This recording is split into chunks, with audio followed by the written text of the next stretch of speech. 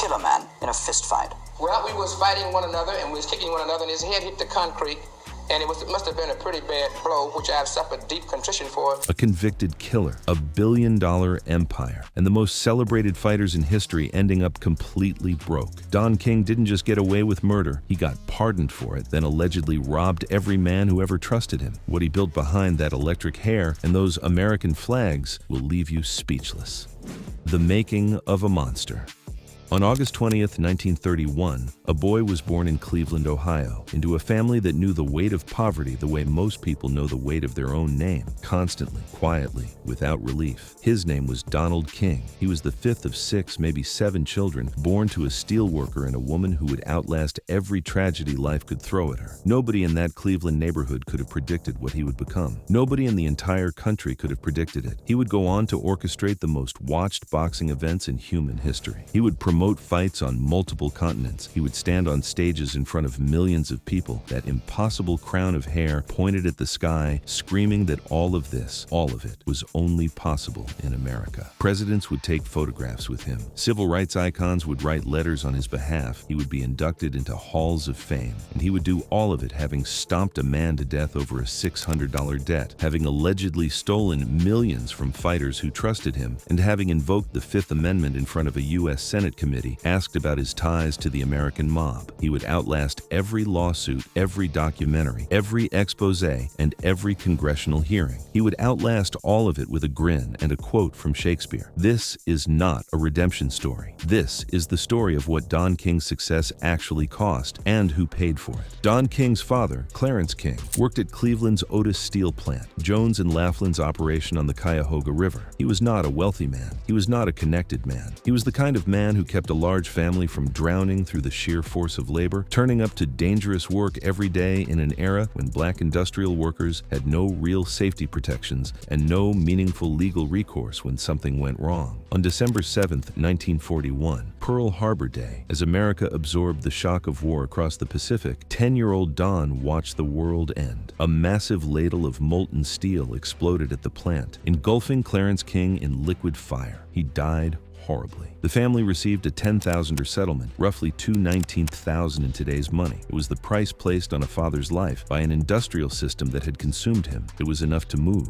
It was not enough to recover from. Hattie King relocated the family from the ghetto to the middle-class Mount Pleasant neighborhood and did what black women in pre-civil rights America did when the official economy offered them nothing. She built her own. Her concession stand at a local policy house was, in plain terms, a front for illegal numbers gambling. Don and his siblings helped work it. They learned to count money before they fully understood the rules of the game that produced it. Don later recalled it with the cheerful, unapologetic bluntness that would define his public persona for the rest of his life. We capitalized off of this here, and we hustled. It was statutorily illegal, but who knew about the statutes? He graduated John Adams High School in 1951, briefly attended Kent State, or Case Western Reserve, depending on the account, and dropped out. The underground economy called louder than any lecture hall. Nicknames accumulated like credentials on the street: the Kid, Kingpin, Numbers Czar. By his early 20s, Don King was running illegal gambling operations across Cleveland's east side with a network, a reputation, and a talent for persuasion that would eventually carry him much further than East 123rd Street. But first, it would carry him directly into lethal violence, twice. The first time, King was the one nearly killed. On December 2nd, 1954, 3 men attempted to rob his gambling house, run out of a record store basement on East 123rd Street. King drew a firearm and shot one of them, a man named Hillary Brown, in the back as he fled. The legal verdict was swift: justifiable homicide, self-defense during a robbery. No charges, no prison, no consequences. The street, however, does not operate on legal verdicts. Retaliation was coming. It was only a question of form.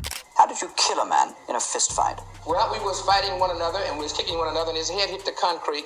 That was Don King, filmed decades after the fact, still working to recast the most damning act of his life as a tragic accident between 2 men who simply could not stop swinging. He always had a version. He was never without one. But the documented record, built from eyewitness accounts and police reports, tells a story that no amount of rhetorical reframing could fully dissolve. In the years between the first shooting and the second killing, King's world became an escalating series of near-death events that would have ended most men permanently. In May 1957, his porch was firebombed, attributed to rival gambling factions locked in a territorial dispute. That October, Cleveland mob boss Shondor Burns, a Jewish racketeer known to federal law enforcement as Public Enemy Number 1, who ran numbers operations and protection across the city, sent hitmen after King specifically because King had refused to pay $200 per month in protection money. Shotgun pellets tore into the back of King's head and neck outside his own home. He survived. He testified against Burns. He then refused to continue testifying, and the charges were quietly dropped. That same year, the IRS raided him for $32,000 in tax evasion on policy winnings, and the manner of that police raid became the factual foundation for the landmark U.S. Supreme Court ruling in Mapp v. Ohio, which transformed Fourth Amendment protections for every American citizen. Don King, numbers runner and mob target, accidentally changed constitutional law from inside his own criminal enterprise. He survived bullets, bombs, and federal raids. He outmaneuvered organized crime. He frustrated the IRS. For a man operating at this level of sustained violence, survival began to feel like evidence of something transcendent, invincibility or protection or destiny. That sense of being untouchable may be what made what happened on April 20, 1966 feel to King in that moment like something he could get away with. On Cedar Avenue outside the Manhattan Top Room, King confronted one of his own numbers runners, a 34-year-old man named Sam Garrett, described across multiple witness accounts as sickly, drug-addicted, and financially ruined. Garrett owed King $600. What happened next was documented by eyewitnesses, including the arresting officer, Bob Ton, and disputed by none of them in its essential facts. King pistol-whipped Garrett with a .357 Magnum. He stomped Garrett's head with the pointed toes of patent leather shoes on a public sidewalk in broad daylight, in front of witnesses, in front of the world. He held the gun to Garrett's head while he lay bleeding on the concrete. Sam Garrett's last words, recorded across multiple independent accounts, were, "Don, I'll pay you the money." He died 4 days later in a hospital from severe head trauma sustained on that sidewalk.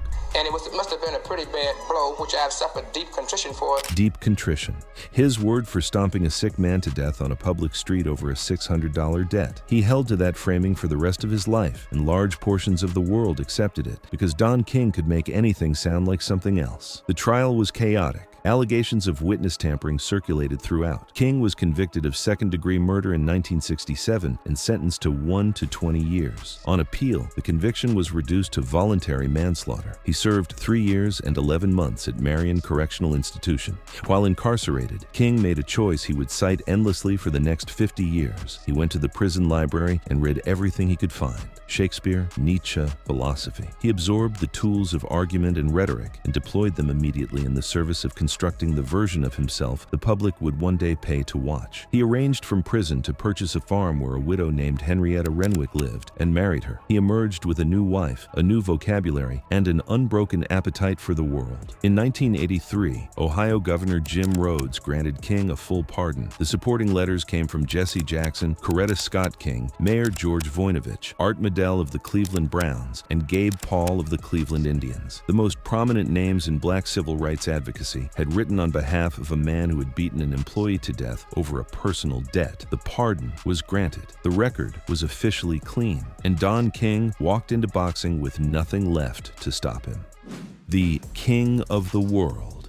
Don King was released from Marion Correctional Institution around 1971 or 1972. He had no established relationships in the boxing business, no agency contracts, no track record in sports promotion of any kind. He had a felony manslaughter conviction on his record, a brain stocked with philosophy borrowed from a prison library, and an absolute refusal to acknowledge the limitations of his starting position. Within 2 years, he would be standing ringside at the most watched sporting event in the history of the African continent. Within a decade, he would control the heavyweight division of boxing more completely than any single individual ever had. The velocity of his ascent is, even now, almost impossible to fully absorb. His very first move in boxing was, in retrospect, a perfect preview of everything that would follow. He persuaded Muhammad Ali, the most famous and beloved athlete on the planet, to headline a charity exhibition in Cleveland, which raised $85,000. He allegedly donated just $2,500 of that money to the intended hospital. He had set foot in professional sports promotion for approximately 30 seconds, and the allegations of financial impropriety were already beginning. Nobody stopped him then. Nobody ever really stopped him. That pattern, bold action, public allegation, continued uninterrupted operation, would define the next 50 years of his professional life without meaningful interruption. Yeah, only in America. It's the first time that was ever said. Wow. Boxing insider Don Elbaum was present for the exact moment that phrase first attached itself to Don King. It emerged organically from the sheer improbability of what King was doing, a convicted killer from Cleveland's numbers rackets inserting himself at the absolute pinnacle of professional sports. Only in America, King seized the phrase and converted it into a slogan, a brand, an impenetrable mythology. He wore it like armor, and for a very long time, the armor held. Because what came next was genuinely extraordinary, regardless of what else it was. In 1974, King engineered a promotional event that had no rational business succeeding. He signed both Muhammad Ali and George Foreman, the two most dominant heavyweight fighters on earth, to face each other in a single contest, promising each man $5 million. He did not have $5 million.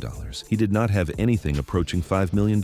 What he possessed was a pitch and the willingness to aim it at anyone, regardless of their power or position. He aimed it at Mobutu Sese Seko, the dictator of Zaire, a man who had systematically plundered his own country's public treasury for personal enrichment, was pitched by King on the idea that hosting the fight would deliver global prestige and international legitimacy to his regime. Mobutu agreed. He funded a record $10 million total purse from public coffers extracted from one of the poorest populations on the African continent. King assembled a consortium of investors, including Panama-based backers and Hemdale Films. He marketed the event to Black American audiences under the original slogan, "From slave ship to championship," selling travel packages built around racial identity and the symbolism of a return to the continent. Ali himself renamed it at a press conference, "The Rumble in the Jungle." A sparring injury to Foreman delayed the original September 25th date by 5 full weeks, pushing the fight to October 30th. King's consortium held through the delay. The logistics survived the chaos. The event generated approximately $100 million worldwide, over $700 million in adjusted contemporary figures. A man who had been in prison for manslaughter 3 years earlier had just produced the most financially significant boxing event in history, held in sub-Saharan Africa, underwritten by a dictator, watched by the entire watching world. The thriller in Manila followed in 1975, Ali versus Frazier III, the final and most physically devastating chapter of the most compelling rivalry boxing had ever produced, staged in the Philippines. King was behind it. His promotional roster expanded with every passing year. Larry Holmes, Roberto Duran, Sugar Ray Leonard, Julio Cesar Chavez, Evander Holyfield, Mike Tyson.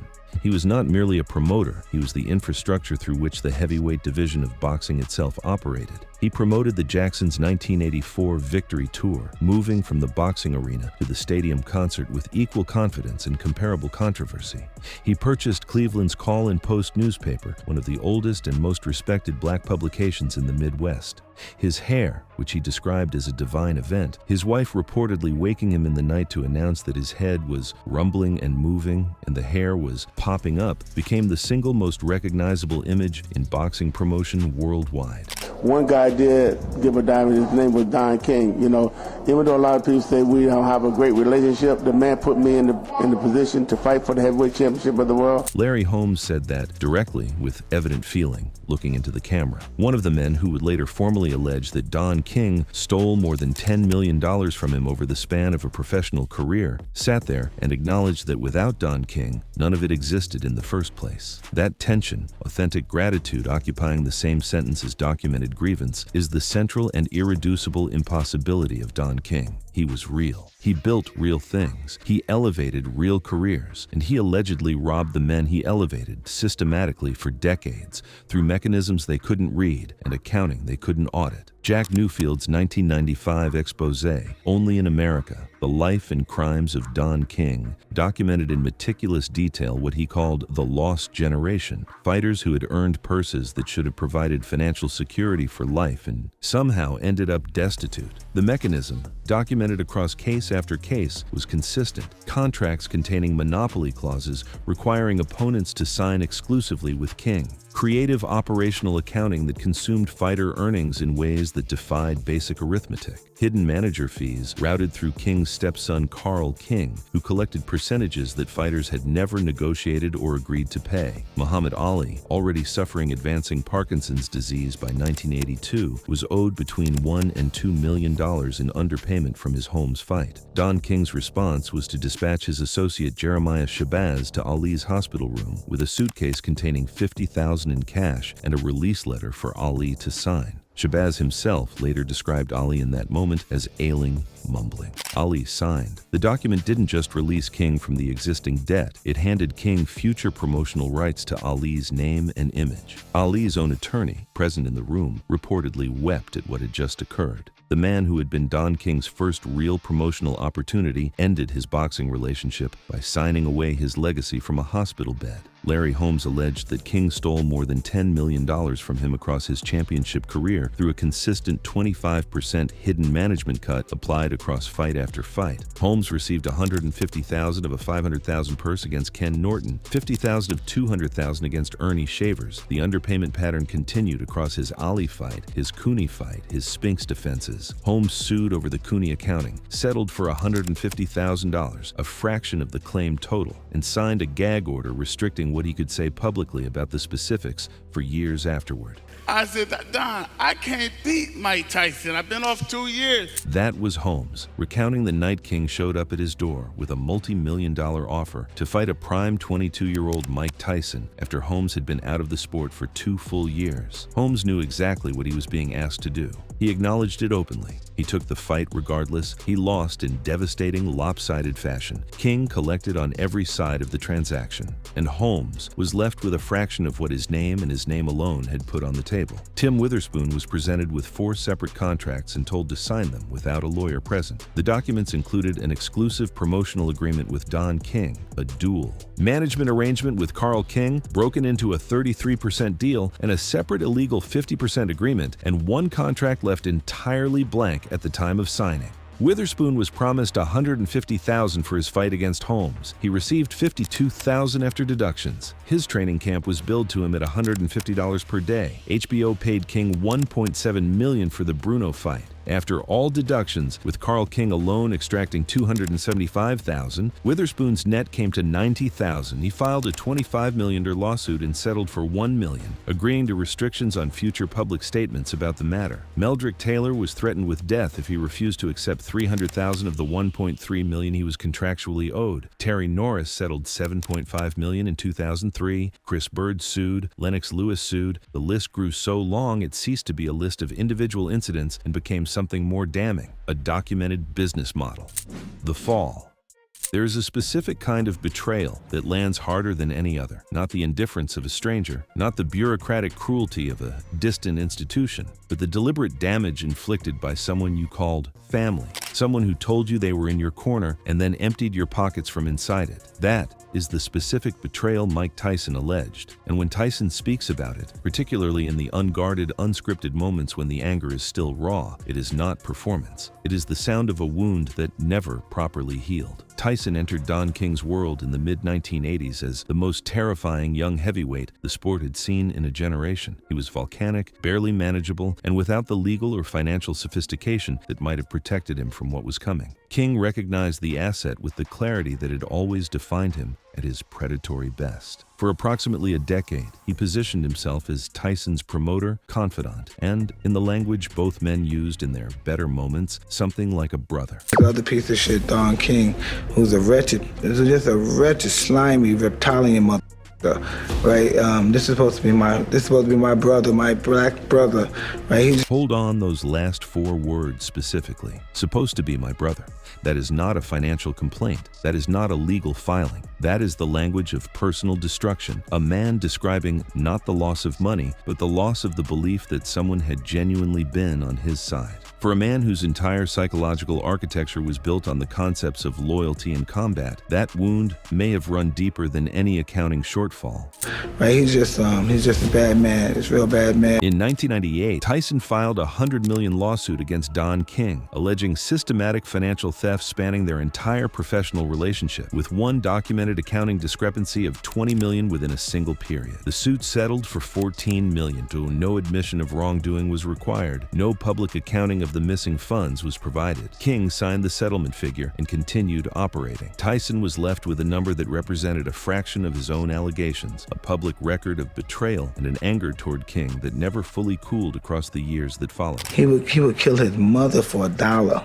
He's ruthless, he's deplorable, he doesn't know how to love anybody. Tyson's indictment extended well beyond his own personal situation. He did more bad to black fighters than any white promoter ever did. That sentence is the one that collapses the mythology entirely, because King's public identity, the armor that had shielded him from serious accountability for so long, was constructed entirely on the premise of racial solidarity. He was the black man who had survived prison, survived the mob, survived the white-controlled sports establishment, and was now using his hard-won position to elevate black fighters and black families in an industry that had never treated them fairly. That narrative was compelling enough to be genuinely persuasive, and precisely persuasive enough to be weaponized. Fighters who might otherwise have insisted on independent legal representation, independent accountants, and line-by-line contract review were disarmed by the language of brotherhood. And then the accounting happened. Tyson's specific accusation is that the exploitation did not occur despite King's blackness. It was made possible by it, deployed strategically to lower the defenses of the very men it claimed to be protecting. In 1999, federal investigators identified King as an unindicted co-conspirator in the FBI's probe of the International Boxing Federation's corrupt rankings and kickback system, naming him the principal beneficiary of the scheme. In 1992, called before a U.S. Senate committee examining organized crime's infiltration of professional boxing, King invoked his Fifth Amendment right against self-incrimination when asked directly about his relationship with Gambino crime family boss John Gotti. The mob connections were never formally established by criminal conviction. They were never formally disproven either. Don King understood better than almost anyone that the absence of a conviction is not the same as the absence of conduct. He had learned that in Cleveland from both sides of the equation. In 2005, King filed a $2.5 billion defamation lawsuit against ESPN over the network's Sports Century documentary, a film that covered the two killings, the extensive fighter lawsuits, the Senate hearings, and the ongoing questions about his ties to organized crime. The lawsuit was dismissed. The court found no actual malice, the legal standard required for a public figure to prevail in a defamation action. The documentary remained on air. The specific irony worth noting: King had declined to participate in or be interviewed for the documentary in the first place. He refused to engage with the record, then sued when the record was presented without him. The court was unimpressed. Through all of it, the congressional hearings, the federal investigations, the dismissed lawsuits, the settled suits, the documentaries, King's personal life carried grief that existed in an entirely separate register from the noise of professional controversy. His wife, Henrietta, whom he described throughout his life as my everything, died on December 2nd, 2010, at the age of 87 from complications of stomach cancer at hospice by the sea in Boca Raton, Florida. Al Sharpton delivered the eulogy. Henrietta had been with Don through prison, through the climb, through the empire building and the empire defending, through every scandal and every triumph. She was the one who had reportedly woken him in the night to announce that his hair was moving. She was the fixed point in every version of the story King told about himself. And then she was gone. At the airport immediately following her funeral, Cleveland security discovered 38 and 357 caliber ammunition in King's carry-on bag. No major charges were escalated. At his most exposed, most grief-stricken, most human moment, Don King was still a headline. That was perhaps the purest expression of what he had always been and could not stop being. He kept moving. His annual Christmas turkey giveaway, 2,000 birds distributed each year to South Florida's poorest families, revealed a man who understood the strategic value of generosity as public image, and who may also have felt something genuine underneath the optics. His political allegiances tracked power with remarkable consistency. A highly visible supporter of George W. Bush at the 2004 Republican National Convention, a public backer of Barack Obama in 2008 and again in 2012, and then a prominent Trump supporter in his final major chapter of public life. His politics, like everything else he touched, bent toward proximity to whoever held the room. In September 2024, King was hospitalized for 10 days and required a blood transfusion. He was 92 years old. Mike Tyson, appearing on a podcast and speaking with an unexpected quietness about the man he had once compared to a reptile, said simply, "Don is not doing well right now, probably close to 100. King's representatives issued a statement through TMZ. "I'm holding up just fine, recovering at home, defiant from a hospital hospital bed, still issuing statements, still refusing to let any narrative, including the narrative of physical decline, end without his voice correcting the record. I'm here, and I'm here to stay because I'm a Churchillian. This is excitement. This is not a comeback. I ain't never left. That is the final statement of a man who has outlasted every scandal, every conviction, every betrayal, every settled lawsuit, every congressional subpoena, every documentary, every opponent, every critic, and every attempt by anyone anywhere to define him as anything other than what he had decided to be. I ain't never left. And buried in that defiance is the actual tragedy of this entire story. Because it is not that Don King fell. He never fell. The tragedy is